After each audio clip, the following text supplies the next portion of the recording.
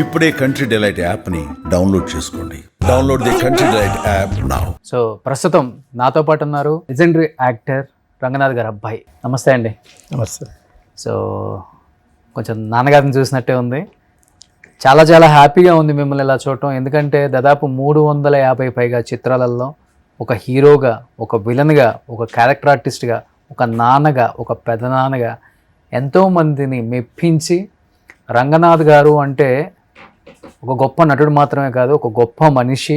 చాలామందికి helping nature చేసే ఒక మంచి అలవాటు కూడా ఉంది ఆయనకి. అలాంటి గొప్ప వ్యక్తి కడుపున పుట్టిన మీరు నిజంగా చాలా చాలా అదృష్టవంతులండి. నాగేంద్ర కుమార్ గారు, రంగనాథ్ గారు ఈ జనరేషన్ ఎక్కువ గుర్తుపెట్టుకోవాలనుకుంటే నిజం సినిమాలో మహేష్ బాబు గారు నాన్నగా చేస్తారనమాట. ఎంత గొప్ప నటులు. చిరంజీవి గారితో ఎన్ని సినిమాలు అండి కాంబినేషన్, వాళ్ళిద్దరివి పోటాపోటీగా ఉండేవి.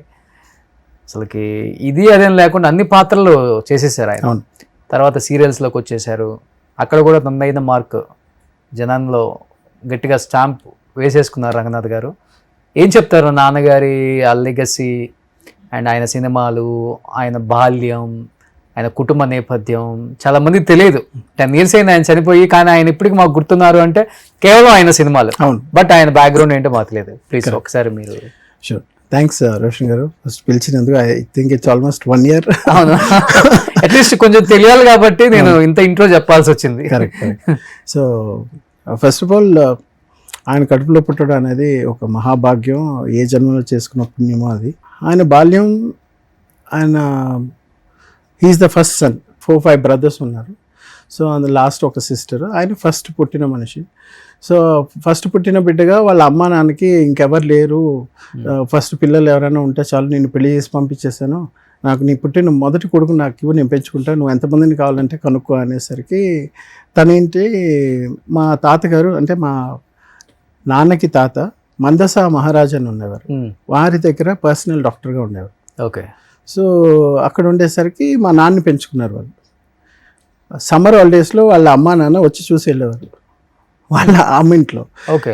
అలాగ పెరిగేసరికి ఆయనకి చిన్నప్పటి నుండి ఎలా అనిపించిందంటే ఒక యాటిట్యూడ్, నేను రాజుల వంశం దగ్గర బ్రతికే మనిషిని, మా తాత ఒక గొప్ప doctor, personal doctor for a king అని మైండ్ సెట్లో చిన్నప్పటి నుండి పెరిగారు.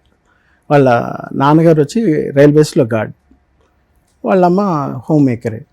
సో వాళ్ళందరూ బ్రదర్స్, ఒక సిస్టరు, వాళ్ళ అమ్మ నాన్న చూడ్డానికి వచ్చేవారు సంవత్సరానికి ఒకసారి.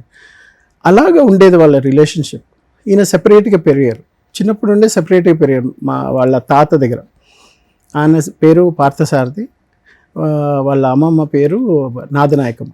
సో అలా పెరిగిన మనిషికి ఒక వ్యక్తిత్వం అంటే ఒక బిహేవియర్, యాటిట్యూడ్ ఎలా పెరిగిందంటే I belong to the elite group okay అన్నట్టు అలా పెరిగారు. సో ఏమైపోయిందంటే నేను అలా ఉండాలంటే రాజులాగే ఫీల్ అయ్యారు, అలా ఫీల్ అయ్యారు. కాబట్టి ఆయన నడిచే నడకైనా సరే, మీరు చాలా సినిమాల్లో కానీ బయట కూడా చూసారని చాలా గంభీరంగా ఉంటుంది. వాయిస్ కూడా అంతే, వాయిస్ అంతే, the way he carries himself. ఎక్కడ మీరు ఆయన నవ్వడం కనిపించరు. Is a man of very high stature. High stature అనేది చాలా పెద్ద పదం. ఎందుకంటే ఆయన స్టార్టింగ్ కెరియర్లో రైల్వేస్లో టికెట్ కలెక్టర్గా ఉండి పెళ్లి చేసుకొని 3 పిల్లల్ని 21 yearsకి 3 పిల్లల్ని కనేసి రైల్వేస్లో ఉండేటప్పుడు జాబ్ పెట్టుకొని సినిమాలో ట్రై చేశారు. గిరిబాబు అని ఒక ఆయన ఉండేవారు ప్రొడ్యూసర్. ఈ గిరిబాబు గారు కాదు, ఈయన మా ఫాదర్కి బాగా క్లోజ్ ఫ్రెండ్. సో వేరే ప్రొడ్యూసర్ గిరిబాబు, డైరెక్టర్ గిరిబాబు అనుకుంటాను. ఆయనకి ఫోటోలు అన్ని పంపిస్తే ఆయన చూసి సైడ్ ప్రొఫైల్లో బాగుంది, రంగనాథ్ మంచి హైట్ ఉన్నాడే, 6 అడుగులు అందగాడు, టాల్ డార్క్ అండ్ హ్యాండ్సమ్ లాగా బాగున్నాడే. అప్పుడే మీకు ఒక జనరేషన్ మారుతుంది 70s ఎలా మారుతుందంటే అప్పుడే కృష్ణ గారు, సో హర్నాథ్ గారు, ఆ టైంలో నుండి వచ్చే కొత్త బ్లడ్, పాత నీరు పోయి కొత్త నీరు వచ్చే టైంలో అప్పుడు మా ఫాదర్ ఎంటర్ అయ్యారు. అప్పుడు ఫస్ట్ సినిమా ఎవరు మన అక్కినేని నాగేశ్వరరావు గారి సినిమా, చిన్న కెమెరాలో వెనకాల ఎక్కడో కనిపిస్తారు ఆయన. దాని తర్వాత చంద్ర అనే సినిమాతో స్టార్ట్ అయింది కెరియర్. సో అది సినిమా ఫ్లాప్. అది హీరోయిన్ ఓరియంటెడ్ సినిమా. ఫ్లాప్ అయిన తర్వాత 10-12 సినిమాలు వచ్చాయి ఆఫర్స్. వచ్చిన తర్వాత ఒకదాని తర్వాత ఒకటి అలా సినిమాలు ఒక 30-40-50 సినిమాల పైన హీరోగా చేశారు. అందులో ఆ టైంలో మంచి సినిమాలు అంటే ఈ చదువులు మాకొద్దు, తర్వాత లవ్ ఇన్ సింగపూర్, అందులో చిరంజీవి గారు సెకండ్ హీరో, మా ఫాదర్ ఫస్ట్ హీరో. చెప్పుకోవడానికి బాగుంటుంది కానీ అదొకటి. తర్వాత ఇంటింటి రామాయణం, మళ్ళీ Panthulamma. These were very nice movies. పాటలు అయినా సరే. ఎస్పి బాలసుబ్రహ్మణ్యం గారికి మా నాన్న అంటే చాలా ఇష్టం, ఎస్పిబి గారికి. సో అంటే ఆయన ఒక ఇంటర్వ్యూలో కూడా చెప్పినట్టున్నారు, పాడుతా తీయగాను అందులో చంద్రమోహన్ గారును రంగనాథ్ గారు నేను పాడేటప్పుడు ఆ లిప్సింగ్కి న్యాయం చేసే ఇద్దరు మంచి హీరోలు అంటే వాళ్ళని maybe out of affection, personal relationship వల్ల చెప్పారు ఏమో, కానీ అదొక కాంప్లిమెంట్గా చెప్పారు. కాబట్టి మా ఫాదర్కిను ఎస్పీబీ గారికి ఒక మంచి రిలేషన్షిప్ ఉండేది. ఇది ఎందుకు చెప్తాను నేను తర్వాత చెప్తాను. సో అలా స్టార్ట్ అయిన కెరియరు. తనతో పాటు 20-30 మంది ఫ్యామిలీ మెంబర్స్, వాళ్ళని వీళ్ళని అందరినీ తెచ్చి పెట్టి పోషించి నెలకి 200-300 కిలోల బియ్యం నడిచేది రోజు. ఆ హీరో టైంలో ఏమైపోయిందంటే సపోర్ట్ ఎవరు లేరు ఆయనకి. సపోర్ట్ ఎవరు లేకపోయేసరికి ఒక సైడు తమ్ముళ్ళు చదువుతున్నారు, ఒక తమ్ముడేమో డాక్టర్ MBBS ఆయన చదువుతున్నారు, ఒక సైడ్లో మేము పిల్లలు, ఒక సైడ్లో ఆయన బ్రదర్స్, వాళ్ళ ఫ్యామిలీస్, వాళ్ళ పిల్లలు, ఇంతమంది పెట్టుకునేసరికి ఇల్లు గడవాలి కదా. అక్కడ కొంచెం వెయిట్ చేయలేకపోయారు హీరో ఛాన్సెస్కి, కొంచెం డౌన్ అయినాం. అప్పుడు క్యారెక్టర్ రోల్స్కి వెళ్ళారు. అప్పుడు టికెట్ కలెక్టర్ గా మానేసి కంప్లీట్ గా చెన్నైకి వచ్చేసారు. ఓకే, ఎన్ని ఇయర్స్ చేశారు అసలుకి? 74లో వచ్చారు. వచ్చిన తర్వాత అక్కడ నుండి చెన్నైలోనే ఉండిపోయాము. ఓకే, గవర్నమెంట్ జాబ్ వదిలేసి చెన్నైకి వచ్చేసి అక్కడ అంటే సినిమాలు వస్తున్నాయి, మంచి ఆఫర్స్ వస్తున్నాయి, బాగా చేస్తున్నాడని ఎప్పుడు 10 సినిమాల ఆఫర్స్ వచ్చిందో చంద్ర ఆ టైం నుండి వచ్చేసి 74లో వచ్చారు ఇండస్ట్రీ. సో అప్పుడు స్టార్ట్ అయిపోయింది. వచ్చిన తర్వాత ఏంటంటే ఇట్ జస్ట్ వెంట్ ఆన్. అప్పుడు ఫ్యామిలీ వాళ్ళని చూసుకోవాలి, వాళ్ళకి మీన్స్ ఆర్థికంగా ఇంకెవరు లేరు support. So he was struggling to meet the ends. అందరిని 23 మంది 25 మందిని పోషించాలంటే ఇట్స్ నాట్ ఇంటికి పెద్ద కాబట్టి, ఇంటికి పెద్ద. ఓకే. సో ఎవరైనా అడిగినా హీరో రంగనాథ్ వాళ్ళ ఫ్యామిలీ వాళ్ళంటే ఎవరెక్కడ చిన్న చూపు చూస్తారని అందరిని దగ్గర 23 మంది ఉన్నారు అప్పటికే. 23 మంది. నాన్నకు పెళ్ళి అయిపోయి మీ ముగ్గురు కూడా పుట్టేశారు. పుట్టేసిన తర్వాత సో మాకంటూ ఆస్తులు, మాకంటూ ఇవంటూ కాపాడుకోవడానికి చేయడానికి ఆయన సెల్ఫిష్ మనిషి కాదు ఫస్ట్ ఆఫ్ ఆల్. సో ఎవరిని అందరినీ చూసుకుందాం, అందరూ బాగుండాలి, అందులో మనం ఉండాలనే రకం మనిషి కాబట్టి అదే మా యాటిట్యూడ్ మాకు కూడా వచ్చింది. మమ్మల్ని పెంచేసరికి ఎలా వచ్చిందంటే, నీకు చదువు నేర్పించానంటే you have to be independent by yourself. ఇప్పుడు అమెరికన్ సొసైటీ ఎలా ఉంటుందో ఆ టైప్ అనమాట. కాబట్టి మేము ఏంటంటే డబ్బులు ఇచ్చారా, ఆస్తులు ఇచ్చారా, అవి ఇచ్చారా, ఏవి మేము కూడా అడగలేదు. సో మా అక్కలకి వాళ్ళకి కావాలి, బావాళ్ళకి కావాల్సిందని ఆయన చేశారు. దట్స్ వర్. నేను కొడుకుగా నేనేమైనా చేయాలి కానీ మా నాన్న దగ్గర నుండి తీసుకోకూడదని మా నాన్న దగ్గర వచ్చిన ఆ బ్లడ్ ఇండిపెండెంట్గా లేదురా, నేను 10 ఎకరాలు 2010లో 10 ఎకరాలు నేను కొనిస్తాను రా, ఇక్కడ తీసుకో ఫామ్ హౌస్. నాకు కుక్కలు అంటే చాలా ఇష్టం.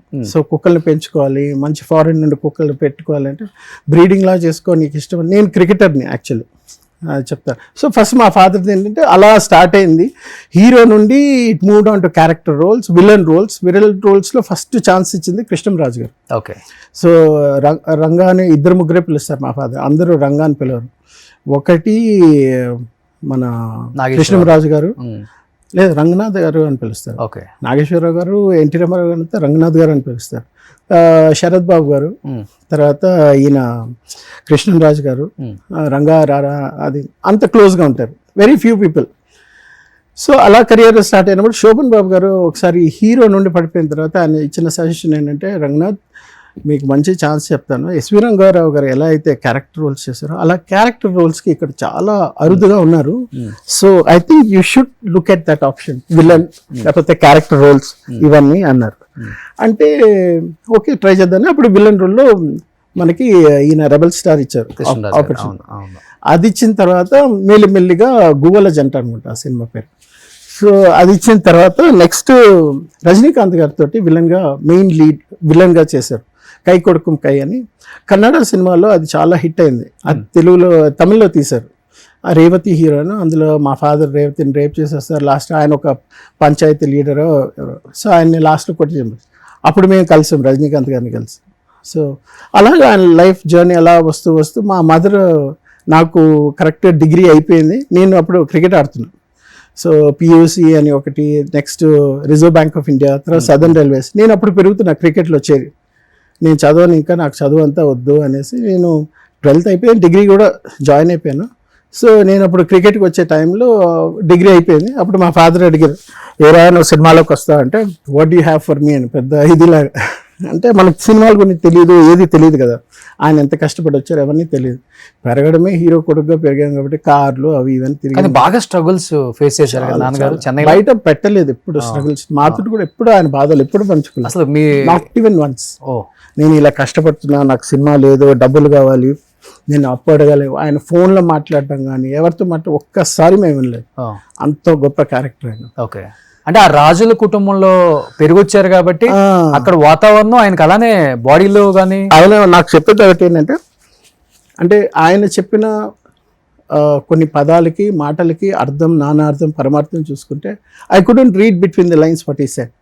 మనిషి మగాడుగా పుట్టిన తర్వాత ఎన్ని కష్టాలున్నా మనసులో పెట్టుకోవాలి కానీ బయట చెప్పకూడదు. చెప్పడం అనేది it is your weakness. Okay, so biggest impact ఎక్కడ జరిగిందంటే, ఆయన తీసుకున్న ఆ క్షణానికి ఆ తీసుకున్న నిర్ణయం అనేది మా ఫ్యామిలీలో చాలామందికి ఇబ్బందులు చాలా ప్లేసెస్లో ఉన్నాయి. ఆ రోజు చనిపోయిన తర్వాత చిరంజీవి గారు వచ్చారు. వచ్చిన తర్వాత మన ఫిల్మ్ నగర్లో బాడీ పెట్టినప్పుడు ఆయన వచ్చి చాలా కోపంగా అడిగారు, నాకు ఏమైంది శైలు, ఏమైందమ్మా, ఎందుకు నాన్న ఇలాంటి డెసిషన్ తీసుకున్నారంటే తెలియదు అంకుల్ అంటే చాలా కోపంగా ఉన్నారు.